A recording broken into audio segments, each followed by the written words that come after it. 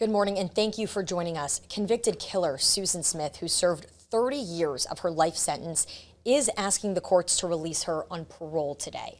The 53-year-old woman was found guilty of drowning her two young boys in a lake in Union County.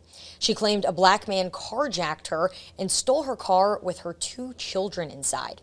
Prosecutors said Susan Smith was having an affair with the wealthy son of the owner of the business she worked at.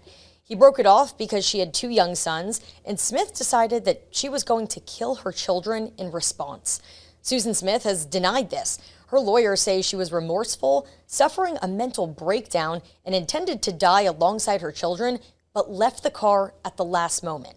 Her version of what happened made international headlines in October of 1994 before investigators found that she was responsible. Now she's eligible to be released into society if the state deems her fit. Let's go now live to WIS reporter Nick Neville. Nick is waiting to go into that parole hearing in Columbia. Nick, what are you learning out there right now?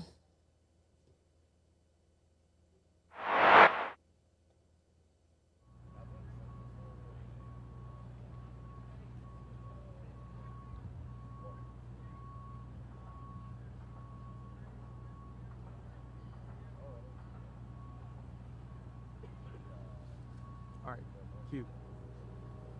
Good morning, Jordan. So we are here. There's quite a media frenzy here as we await that parole hearing here in Columbia. Susan Smith, this is her first opportunity at parole 30 years after that sentencing for the brutal murder of her two children, young children at the time in 1994, Alex and Michael. She alleged that she was carjacked. However, 10 days later, confessed to the murder, said that she strapped her two children into the car and drove that car into a lake. Now, we want to give you a look at just some of what we're seeing here. We have media networks from around the nation, around the Midlands, and around the state of South Carolina right now.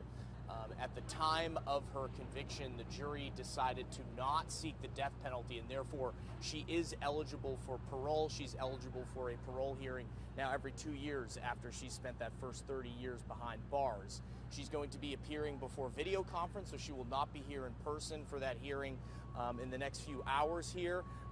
And then we're expected to hear from her ex-husband and the father of those two boys, as well as the prosecutor from the murder trial, Tommy Pope, during this hearing as well, arguing against parole and arguing that she remained incarcerated.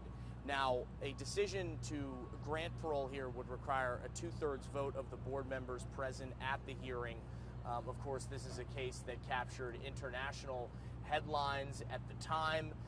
We had an opportunity to speak with Pope, that prosecutor in the case, yesterday, and he was telling us that he felt that Smith was not remorseful for her actions at the time, and he felt that instead of the death penalty, in fact, the life behind bars would be more effective as serving as a punishment for her, because he felt like she has not been remorseful. Now, one of the things that the parole board looks at here is conduct during the time that you have been incarcerated. There have been several violations, prison violations, according to the Department of Corrections, over the last 30 years since she has been in prison.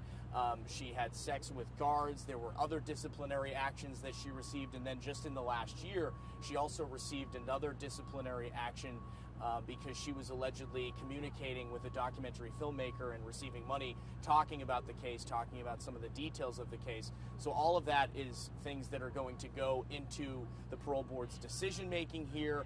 There have been hundreds of letters that have been sent advocating against allowing her to go free here. And again, we should also note that when the parole board considers these type of things, violent criminals, and then cases that have been notorious cases throughout the state, it's unlikely that they would grant parole in those cases. As far as statistics are concerned, around 8%, fewer than 10% of these cases actually lead with the incarcerated inmate being granted parole. Of course, this is something that we're going to follow very closely throughout the day.